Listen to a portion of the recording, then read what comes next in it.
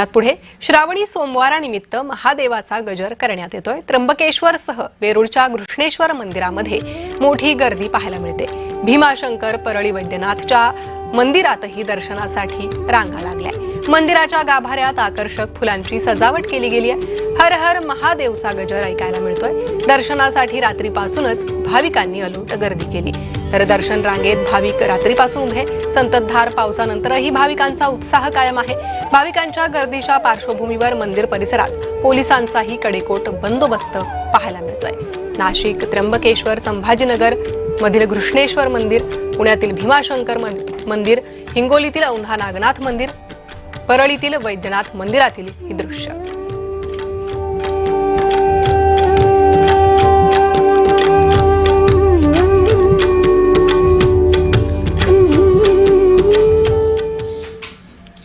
वळूयात पुढे.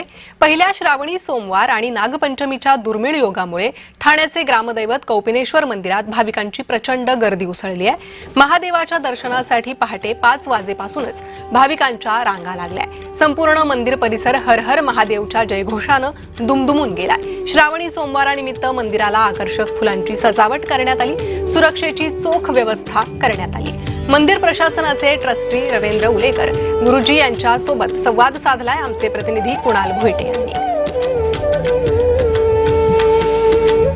मी सध्या ठाण्यातल्या कोपिनेश्वर मंदिरामध्ये आहे, जे ठाण्याचं ग्रामदैवत आहे. आज श्रावणातला पहिला सोमवार आहे आणि आपण पाहतोय की हर हर महादेवाच्या जयघोषामध्ये सर्वच भाविक जे आहेत ते या ठिकाणी गर्दी करताना पाहायला मिळतात. आणि आज दुग्ध शर्करा योग म्हणून आजच दुर्मिळ असा योग आलेला आहे, कारण आज श्रावणी सोमवार आहे आणि श्रावणी सोमवार निमित्त आज नागपंचमीचा देखील योग आलेला आहे. आणि याच निमित्ताने भाविक जे आहेत ते इथे गर्दी करताना पाहायला मिळतात. आपल्यासोबत उतेकर सर आहेत. सर, आज दुर्मिळ योग आलेला आहे. श्रावणी सोमवार पहिला सोमवार आहे आणि आजच नागपंचमी आहे.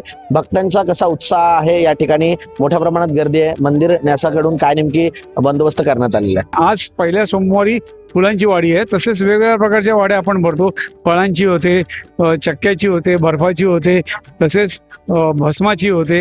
इतर अशा वेगवेगळ्या प्रकारच्या म्हणजे वाडी म्हणजे आपण देवाला आरास करतो, कोणाचा अभिषेक असतो त्याप्रमाणे अभिषेक व पूजा समर्पित केली जाते भगवंतांना. कुणाल भोईटे, जय महाराष्ट्र न्यूज, ठाणे.